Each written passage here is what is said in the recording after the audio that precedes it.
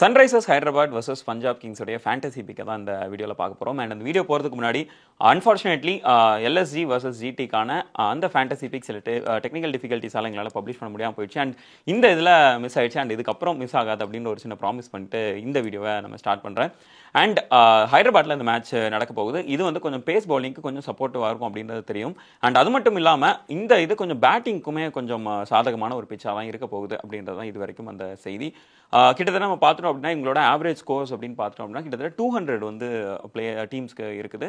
So அதனால கொஞ்சம் batters வந்து கொஞ்சம் அதிகமாகவே இந்த டீமில் வந்து நம்ம எடுத்துக்கிறது நமக்கு நல்லது. அண்ட் அந்த அடிப்படையில் தான் இந்த டீமை நம்ம பிக் பண்ணியிருக்கோம். அண்ட் அந்த வகையில் விக்கெட் கீப்பர்ஸாக யாரெல்லாம் சூஸ் பண்ணியிருக்கோம் அப்படின்னு பார்த்தீங்க அப்படின்னா சன்ரைசர்ஸ் ஹைதராபாத் ஹென்ரி கிளாசன் வந்து ரொம்ப ஒரு கன்சிஸ்டன்ட் பெர்ஃபார்மராக இந்த சீசன் சோஃபார் வந்துட்டு இருக்காரு. ஒரு மினிமம் கேரண்டி பிளேயர் அப்படின்ற மாதிரி தான் இருக்காரு. இன்னுமே அவரோட அந்த எக்ஸ்ப்ளோசிவ் ஸ்டார்ட் நமக்கு கிடைக்கல அப்படின்னாலும் இது வந்து ஒரு மினிமம் கேரண்டி அப்படின்ற ஒரு இதில் நம்ம ஹென்ரி கிளாசனை எடுத்துடலாம். கன்சிடரிங் உங்களுக்கு பெரிய லெவலில் அடுத்த பிளேயர்ஸ் வந்து எஸ்ஆர்எஸ்ல பெருசாக நமக்கு பெர்ஃபார்ம் பண்ணல அப்படின்ற ஒரு விஷயத்தை கன்சிடர் பண்ணுறதுனால எதனாலனா இவர் அதிக பால் ஃபேஸ் பண்ணுறதுக்கான சான்சஸ் இது மூலமாக கிடைக்குது. ஸோ அதனால we are being Henry Klaasen. Next யாருன்னு பார்த்தீங்கன்னா பஞ்சாப் கிங்ஸோடைய விக்கெட் கீப்பர் பிரப்சிம்ரன் சிங் என்னன்னா ஆன் த கோலை டேக் ஆன் பண்ணுற ஒரு பிளேயர் தான். அவர் ஃபர்ஸ்ட் பால்ல இருந்து 4s and 6s இருந்து டீல் பண்ணுற ஒரு ஆள்.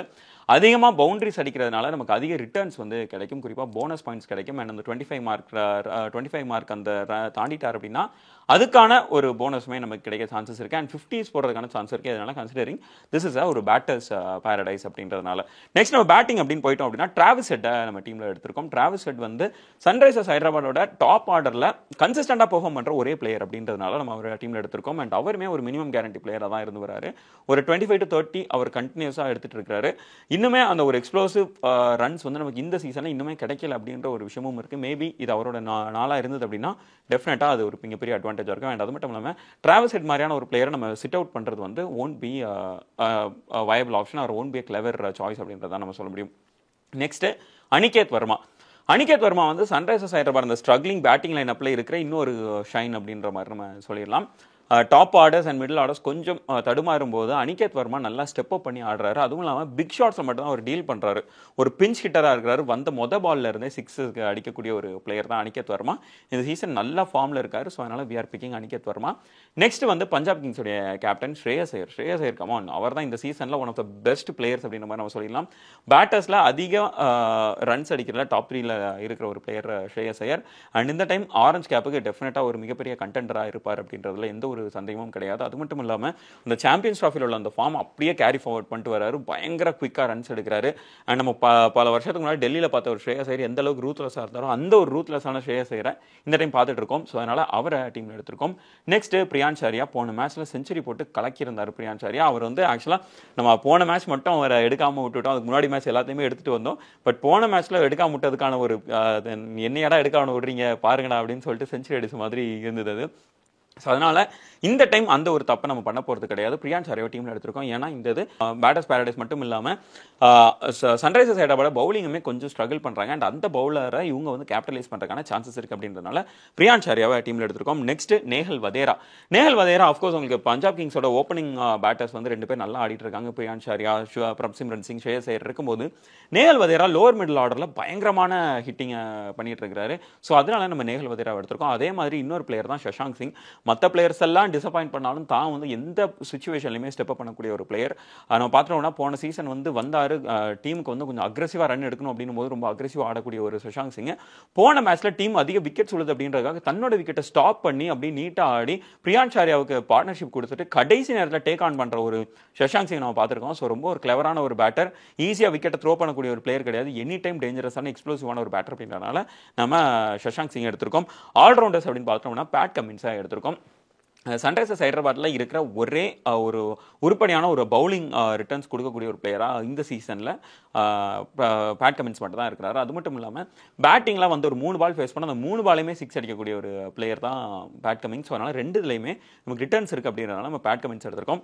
பவுலர்ஸ் நம்ம யாரெல்லாம் எடுத்திருக்கோம் அப்படின்னு பார்த்தீங்கன்னா ஹர்ஷீப் சிங் எடுத்திருக்கோம். ஹர்ஷீப் சிங் நம்ம எதனால ஹர்ஷீப் சிங் எடுக்கிறோம் அப்படின்றதுக்கு ஒரு முக்கியமான இன்னொரு காரணம் இருக்குது. அதுக்கு முன்னாடி அவர் வந்து T20ல one of the best bowlers அப்படின்ற மாதிரி நம்ம சொல்லலாம். எனி டைம் உங்களுக்கு விக்கெட் டேக்கராக இருக்க போறாரு. போடுறாரு. பவர் பிளே அண்ட் டெத் ஓவரில் போடுறதுனால உங்களுக்கு வல்னரபிளான டைமில் பேட்ஸ்மேன் வல்னரபிளான டைமில் பவுல் பண்ணுறதுனால விக்கெட்ஸ் உங்களுக்கு அதிகமாக கிடைக்கும்.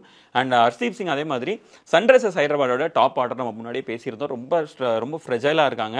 இஷான் கிஷன் அண்ட் அபிஷேக் சர்மா 2 பேருமே ரொம்ப ஃபார்ம் அவுட்டில் இருக்கிறத நல்ல ஈஸியாக கேபிடலைஸ் பண்ணி அந்த 2ல் ஏதோ ஒரு விக்கெட்டை ஆச்சு கண்டிப்பாக ஹர்ஷதீப் சிங் தூக்குவார். அதே மாதிரி இன்னொரு விக்கெட் தூக்க போகிறது யாருன்னா லாக்கி ஃபெர்குசனுமே என்னன்னா மிடில் ஓவர்ஸில் இல்லாமல் லேட்டர் ஓவர்ஸ் அண்ட் ஓப்பன் பண்ணுறதுனால அவருக்குமே விக்கெட்ஸ் அதிகமாக கிடைக்க சான்சஸ் இருக்குது. கன்சிடரிங் சன்ரைசர்ஸ் ஹைதராபாடோட இந்த ஸ்ட்ரகிளிங் பேட்டிங் லைன் அப்புக்கு எதிராக இது வந்து ஒரு மிகப்பெரிய அட்வான்டேஜாக இருக்கும். அண்ட் இதில் நம்ம கேப்டனாக யாரை போட்டிருக்கோம் அப்படின்னா ஸ்ரேயஸ் ஐயர் போட்டிருக்கோம். ரொம்ப கன்சிஸ்டண்டாக பெர்ஃபார்ம் பண்ணுறதுனால அவர் போட்டிருக்கோம். வைஸ் கேப்டனா ஹைன்ரிச் கிளாசனை போட்டிருக்கோம். அண்ட் இதுக்கப்புறம் 4 பேக்கப் பிளேயர்ஸ் நம்ம எடுத்திருக்கோம். அண்ட் பேக்கப் பிளேயர்ஸ் முன்னாடி சொன்ன மாதிரி தான் பேக்கப் பிளேயர்ஸ்க்கு வந்து பாயிண்ட்ஸ் கிடையாது. அவங்கள வந்து மேட்சுக்கு முன்னாடி இங்கே ஸ்டார்டிங் 11க்கு எடுத்துட்டு வந்தால் மட்டும் தான் அவங்களுக்கு பாயிண்ட்ஸ் இருக்கும். ஸோ அந்த பேக்கப் பிளேயர்ஸ் யாரெல்லாம் அப்படின்னு பார்த்தீங்க அப்படின்னா கிளென் மேக்ஸ்வெல் டீமில் எடுத்துருக்கோம். கிளென் மேக்ஸ்வெல் வந்து பேட்டிங்கில் பெருசாக ரிட்டன் கொடுக்கலனாலும் பவுலிங்கில் நல்லாவே ரிட்டன் கொடுத்துட்டு எல்லா மேட்ச்லையும் ஒவ்வொரு விக்கெட்டையாச்சும் எடுத்துடுறாரு.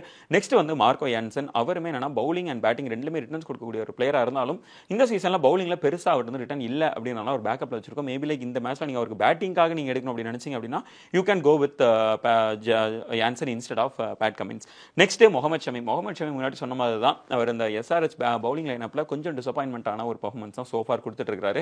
மேபி லைக் இந்த மேட்ச் அவரோட மேட்சாக இருக்கும் அப்படின்னு நீங்கள் நினச்சிங்கன்னா you can go with Mohammed Shami. And கடைசியாக இஷான் கிஷன் இந்த சீசனோட முதல் மேட்ச்சில் செஞ்சுரி போட்டார். பட் அதுக்கப்புறம் தொடர்ந்து ஏமாற்றம் அடிச்சுட்டு தான் வராரு. பட் இதுக்கப்புறம் ஒரு டர்ன் அரவுண்ட் இருக்கும் அப்படின்னு நீங்கள் நினச்சிங்க அப்படின்னா you can go with Ishan Kishan. And thank you so much for வாட்சிங். இதுதான் எங்களுடைய டீமாக இருக்குது. உங்களோட டீம் என்ன அப்படின்றது கீழே கமெண்ட் பண்ணுங்கள். நெக்ஸ்ட் வீடியோவில் மீட் பண்ணுவோம். பை.